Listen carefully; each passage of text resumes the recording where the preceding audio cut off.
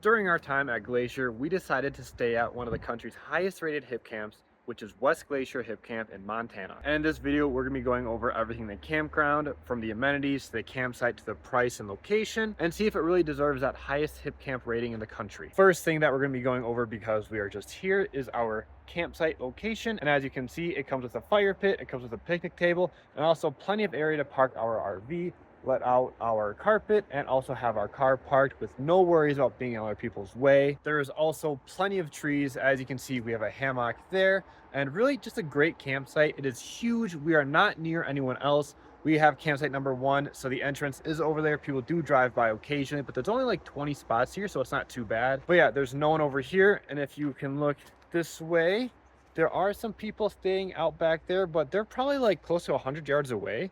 So we can run our generator and make noise here and not have to worry about really annoying them. I know some of the spots back there are a little closer together, but in general, probably one of the most spread out campgrounds from campsites that we have stayed at in a while. Another thing to point out is that there are a couple of little ponds or lakes in this campground that every campsite is pretty much on. And so we actually have a walking path down there. However, we did see a bear like right over there a couple days ago. So wildlife is here. We've seen many deer, a couple raccoons, a bear. So just be aware of that if you do come here. And now we're going to start walking around the entire campground, just kind of show you all the amenities and what it looks like in general. So that is our campground right there. And there is the entrance road. And if you come this way, here are the rest of the campgrounds. There is a porta potty right there, which is actually one of the best pit toilets we have ever seen. And then the road keeps going this way and it goes up that way. It also goes to the right and to the left. So like I said, I think there are 17 or 20 campgrounds here in total, and there's spots big enough for our rig and everything combined, which is 54 feet in total. But like I said, we unhook everything. So it's a 34-foot RV with a slide out. Plenty of space for that and our car to be parked there, and our tow dolly to actually be stored right next to it. But if you don't have an RV, there are also tent spots, I believe, at every location. There were people parked RVs there earlier, but now they're a tent. So I think any camp spot can be whatever you want it to be. And here is that beautiful lake I was just talking about earlier. And as we're walking through, there is this sign, so I would assume there are 20 campsites.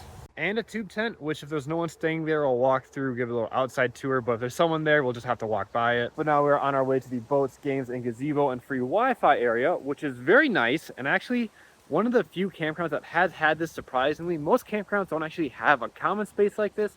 So it's pretty cool this one does, even though haven't really used it a whole lot because just 2 of us and our campground works good for the both of us. So this is the whole gazebo and common space behind me, and it's really cute and kind of fun if you would have more people with you. And what's nice is there's a whole outdoor kitchen. So you have a sink, you got a little cabinet storage under there.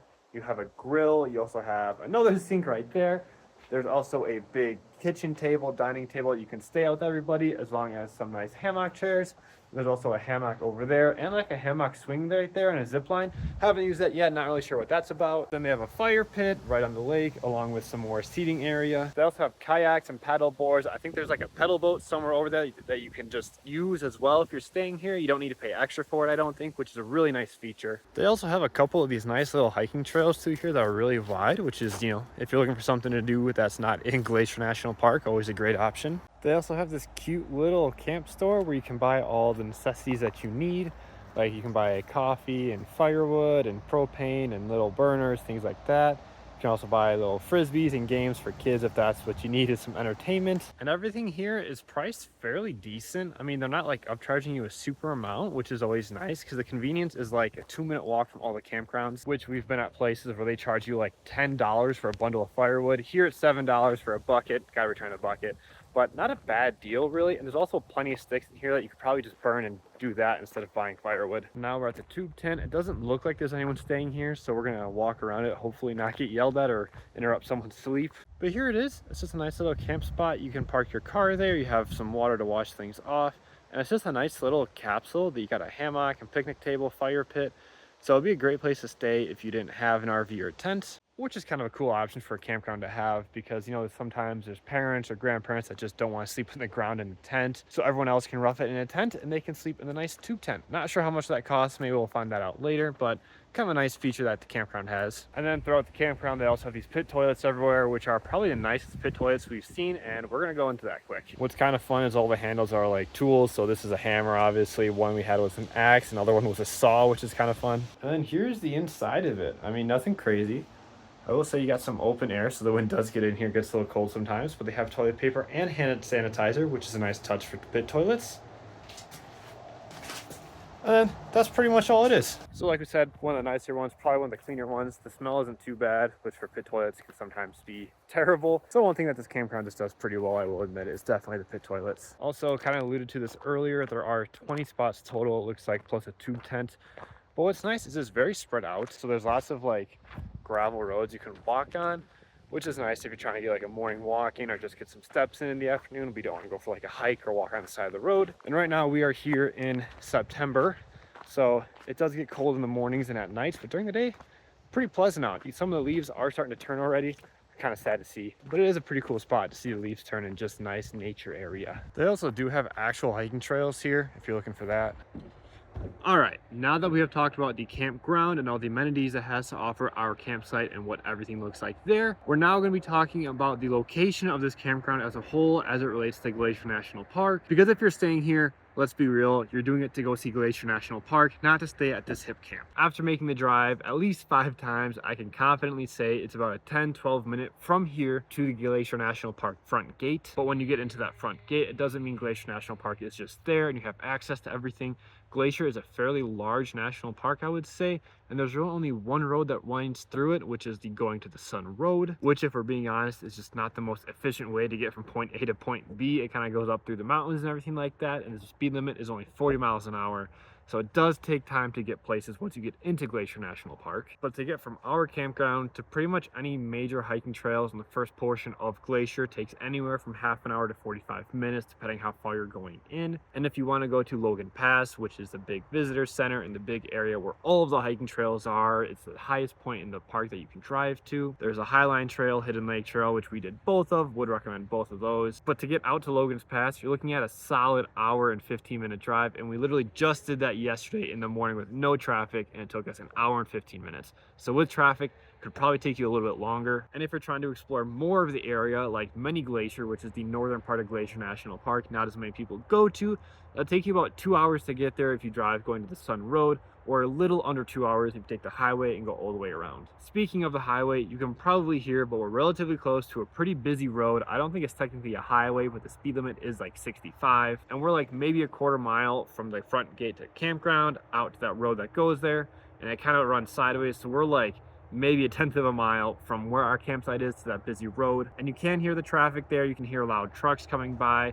It is probably one of the louder campsites we have stayed at with road traffic, but I think part of that is because it's Glacier National Park and there's just hundreds of people going to it every single day. But it's not unbearable. I mean, we've been here for 10 days. We've been able to sleep every night. However, there is also a train that drives by in the middle of the night, which can wake you up. So just be prepared that it is a great location for Glacier National Park, but it also is right by a railroad and by the highway. A big plus though about the location is it is right in the town of Coram and also 10 minutes from the town of Hungry Horse, which has like an actual grocery store, has gas stations. Compared to West Glacier, if you go there, gas is like $4.50 a gallon, and we know because we accidentally filled up there not knowing that. But in Hungry Horse, gas is like $3.20 a gallon, so much more affordable. And like I said, there's actually a grocery store in Hungry Horse, so if you don't want to eat out at like all the touristy restaurants and things like that and pay too much for a meal, you can go there. Everything is reasonably priced. I will say it's a little more expensive than like your average household restaurant in your town, but it's a pretty nice feature to just have in the West Glacier area, to have a grocery store right there at a reasonable price. We are also about 45 minutes away from a Walmart in Kalispell, which Kalispell is a pretty large town, I'd say like 30,000 people. So they do have bigger resources like a Walmart and auto parts store. So if something did happen to our rig, we'd be able to get it fixed. It's probably only about a half hour, 45-minute drive into Kalispell, which is just a nice little comfort shell to have, that you're not really that far away from resources. All right, now that we have talked about the campground, the location, and the campsite, we're gonna get more into logistics with the cost and what the campground actually offers per site. So the cost for our site, which is Site 1, according to the website right now, is $42 a night. And the specifications for this site is that it can hold a vehicle with 50 feet or less, and it is for 4 guests, which I am sure that guest count goes for most of the other sites. They don't want you to have just like 8 people on one site, you know, just get 2 sites at that point. But like I said, this is for vehicles that are 50 feet or less in length. There are sites that are for vehicles that are like 27 feet or less in length. Unfortunately, they're about the same price. So you can get a larger space for pretty much the same price as getting a smaller space.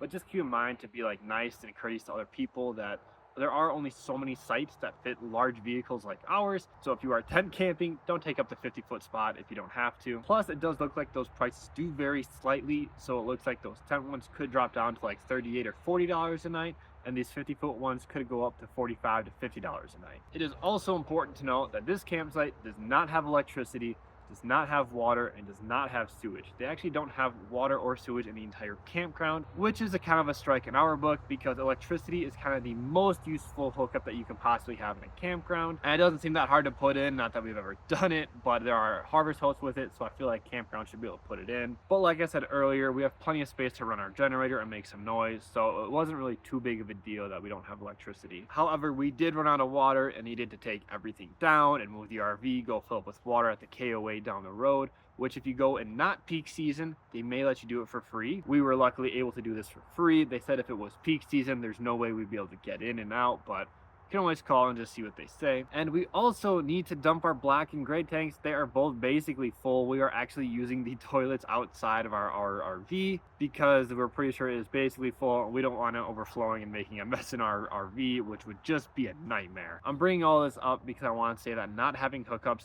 is kind of a factor in rating a campground. However, it's not a deal breaker because there are resources that you can do both, like 5 or 10 minutes down the road in either direction. So just to make a final recap on the price points for your future plans, I would estimate it'll be somewhere between $40 and $45 a night. This could change in peak season. Like I said, we are here in September, which is kind of the end of like RV season for people traveling, especially like to Glacier, somewhere so north. So the prices may be down a little bit, but I would say $50 a max in peak season. A pretty good price for all the amenities they offer. However, it is more expensive than harvest hosts that we have stayed at down the road. So just keep that in mind. Okay. So now that we have gone through all of the logistics for the campground, campsites, location, pricing, everything like that, in the last couple of minutes, we're gonna be going over our honest review of the campground and if we would recommend it to you for your future stays. If you can't tell from this video, we really enjoy this campground. It's a pretty good price. The location is pretty awesome for the price, and the campsites are huge, which we have a generator and we do have large holding tanks for both freshwater, black, and gray. So the no amenities was like the biggest downside of this campground. However, it wasn't a deal breaker because we're in such a large RV, luckily. Plus, like I said earlier, when you're staying here, you're not staying here to explore the campground, you're staying here to explore Glacier National Park, which is the biggest draw of the area, obviously, and only a 10-15 minute drive away to then everything inside the park. Really just a great price, great location. We would strongly recommend this to you in your travels if you're thinking about coming to Glacier National Park, both in RV traveling, van traveling, or tent traveling. The owners here are also super nice. We've seen them a couple times kind of walking around or driving around. I think they do live on the campground, which is kind of unique. It might be like a normal thing for hip camp. Not really sure how those work. But to do one last final recap of the campground, if you're not going to listen to anything in the whole video, come to this section. The pros of this campground are it's a pretty good price. It's in a great location. The campsites are huge, and they do have very nice amenities with the toilets and also the kayaks and paddle boards that you can use in the area, as well as the gazebo and free Wi-Fi. I don't know if I mentioned that. But the biggest cons are that there are no sites available with hookups for electrical, sewage, or water. And you're pretty close to the highway, so you can hear that noise and the railroad. However, you're close to the highway, which means you have fast travel access. In our opinion and our experience, we can see why this hip camp was rated as highly as it is, and we would recommend you to come here and check it out for yourself.